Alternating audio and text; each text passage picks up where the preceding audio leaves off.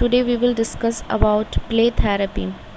Play therapy जो है वो साइकोथेरेपी का एक मेथड है जिसके थ्रू हम चिल्ड्रंस जो हैं उनको थेरेपी प्रोवाइड करते हैं ताकि उनके बिहेवियर में हम मॉडिफिकेशन ला सकें। और प्ले थेरेपी की definition. Play therapy refers to a method of psychotherapy with children in which therapist uses of child's fantasies and the symbolic meaning of his or her play as a medium for understanding and communication with the child. Play therapy जो है वो एक method है psychotherapy का जो कि children's के साथ यूज़ की जाती है। इसमें थेरेपिस्ट जो है वो चाइल्ड की फैंटसीज़ और सिंबॉलिक मीनिंग का यूज़ करके उनके बिहेवियर्स को अंडरस्टैंड करता है और कम्युनिकेट करता है चाइल्ड के साथ। मतलब कि बच्चे कैसे खेलते टाइम क्या सोचते हैं और उनका सिंबॉलिक मीनिंग क्या होता है गेम्स का, उसके थ्रू वो समझते हैं उनका बिहेवियर क्या है, उनके इमोशंस क्या हैं और कम्युनिकेट करते हैं चिल्ड्रंस के साथ। नेक्स्ट है पर्पस और एम्स ऑफ प्ले थेरेपी। मतलब कि प्ले थेरेपी का हम किन कारणों से यूज़ करते हैं। फर्स्ट है to decrease behavioural and emotional difficulties. जो बच्चों में बिहेवियर से रिलेटेड और इमोशन से रिलेटेड डिफ़िकल्टीज़ आती हैं जो कि उनके नॉर्मल फंक्शनिंग को अफेक्ट करती हैं, तो उन बिहेवियर और इमोशन से डिफ़िकल्टीज़ जो हो रही हैं उनको हम डिक्रीज़ करते हैं। Next, to improve communication and understanding. ये बच्चों के साथ हमारी कम्युनिकेशन और अंडरस्टैंडिंग को बढ़ाता है। पेरेंट्स और चाइल्ड के बीच में जो रिलेशनशिप है उसको इम्प्रूव करता है। नेक्स्ट है to improve the capacity to trust. बच्चों में ट्रस्ट करने की कैपेसिटी को बढ़ाता है। नेक्स्ट है how to treat children who have experience sexual और physical abuse, neglect and loss of family. मतलब इन बच्चों को ट्रीट करने में हेल्पफुल होता है जो कि सेक्सुअल अब्यूज़ या फिर फिज़िकल अब्यूज़ को एक्सपीरियंस किया हो या नेगलेक्टेड चाइल्ड हो और फैमिली उनके पास उनकी फैमिली ना हो, ऑर्फन्स हों, तो इन सब को ट्रीट करने में जो है इन सब में प्ले थेरेपी यूज़फुल होती है। To improve verbal expression. ये वर्बल एक्सप्रेशन जो होते हैं बच्चों के वर्बल एक्सप्रेशंस को इम्प्रूव करते हैं ताकि बच्चे जो एक्सपीरियंस कर रहे हैं उनको वर्बली बता सकें। Process of play therapy.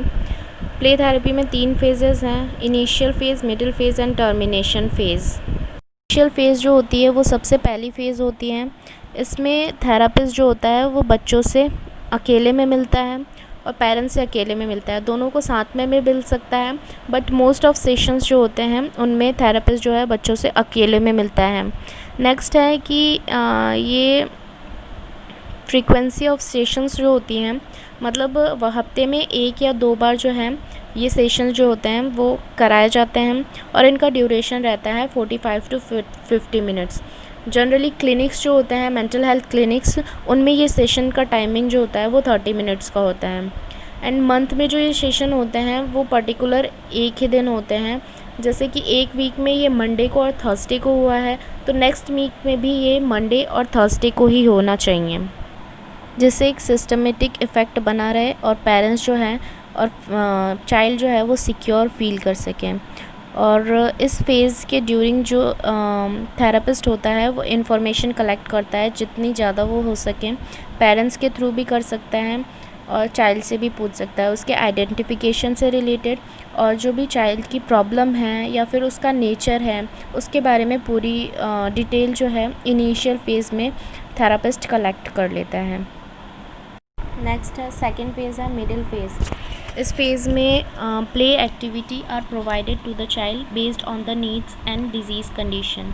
मतलब जो भी हम गेम्स प्रोवाइड कर रहे हैं या प्ले एक्टिविटीज़ दे रहे हैं वो चाइल्ड के नीड्स के अकॉर्डिंग होनी चाहिए या फिर उसकी डिजीज़ कंडीशन के अकॉर्डिंग होनी चाहिए। नेक्स्ट है children communicate their thoughts and feeling through play more naturally than they do through verbal communication. इस पॉइंट में ये बताया गया है कि जो भी चिल्ड्रंस होते हैं अपनी फीलिंग्स और अपने थॉट्स, मतलब अपने विचार और जो भी ख्याल रहते हैं उनको वो नेचुरली जो है प्ले के थ्रू इजीली जो है बता सकते हैं than in comparison to verbally communication. Verbally इतना इजीली वो नहीं बता पाते हैं। नेक्स्ट है the therapist provide suggestion about parenting techniques and about alternative ways to communicate with their child. Therapist जो होता है वो पेरेंट्स को सजेस्ट करता है कि वो किस तरीके से अपने बच्चे का ख्याल रखें और अल्टरनेटिव वेज़ बताता है, मतलब दूसरे और कौन से तरीके हैं जिससे वो बच्चों के साथ अच्छे से कम्युनिकेट करें। ये सब जो है थेरेपिस्ट सजेस्ट करता है पेरेंट्स। ये थर्ड और लास्ट फेज़ होती है, टर्मिनेशन फेज़ होती है प्ले थेरेपी की। इस फेज़ में जो थेरेपिस्ट होता है वो ऑनगोइंग चेंजेस जो होते हैं बच्चों में, क्या क्या चेंजेस आ रहे हैं उस पे ध्यान देता है। और ये जो भी ह्यूमन बीइंग्स लॉस फील करते हैं किसी से अलग होते टाइम, उससे रिलेटेड होता है। फेज़ से जो बच्चे को अपॉर्चुनिटी मिलती है कि वो उस चीज़ पे वर्क करें कि वो कैसा फील कर रहा है ड्यूरिंग लिविंग द थेरेपिस्ट, क्योंकि इतने टाइम में वो थेरेपिस्ट से एक लगाव महसूस करने लग जाते हैं जिससे उनको गुड बाय कहने में उन्हें तकलीफ़ होती है और वो सैड फील करते हैं। बट अपनी फीलिंग्स को वो कैसे कॉप अप करते हैं ये उनके टर्मिनेशन फेज़ पे डिपेंड करती है।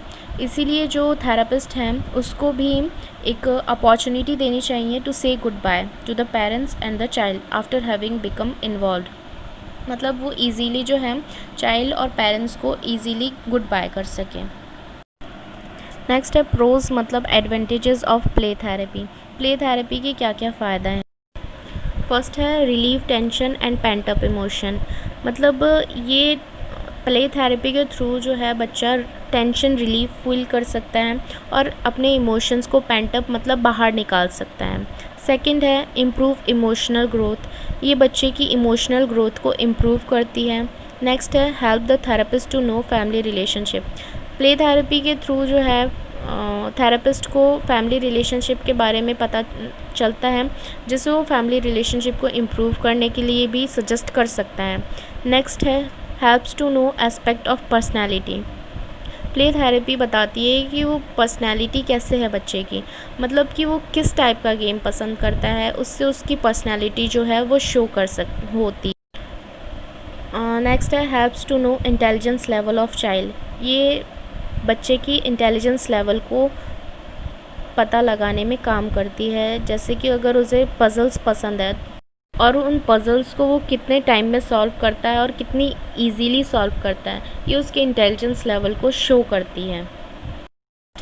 कॉन्स, मतलब कि प्ले थेरेपी के क्या क्या डिसएडवांटेजेस हो सकते हैं। फर्स्ट है कॉस्ट ऑफ द थेरेपी, इस थेरेपी की कॉस्ट ज़्यादा होने के कारण से कितने पेरेंट्स जो हैं इसको अफोर्ड नहीं कर पाते हैं। नेक्स्ट है टाइम कंज्यूमिंग, हफ्ते में 2 दिन अगर 45 टू 50 मिनट्स जो है टाइम जो है वो कंज्यूम करता है, कितने पेरेंट्स इतने टाइम को नहीं अफोर्ड कर पाते हैं। नेक्स्ट है some children do not respond well to play therapy, play therapy को कितने चिल्ड्रंस जो होते हैं वो रिस्पॉन्ड नहीं करते हैं, वो बात करना पसंद नहीं करते हैं या उनको गेम खेलने में उतना पसंद ना आता हो, और भी बहुत कारण से हो सकते हैं जिनसे वो रिस्पॉन्ड ना करें। नेक्स्ट है रिस्क ऑफ इंजरी, किसी किसी टाइप के गेम्स होते हैं जिनमें इंजरी का रिस्क रहता है, तो इंजरी हो सकती है और पेन हो सकता है।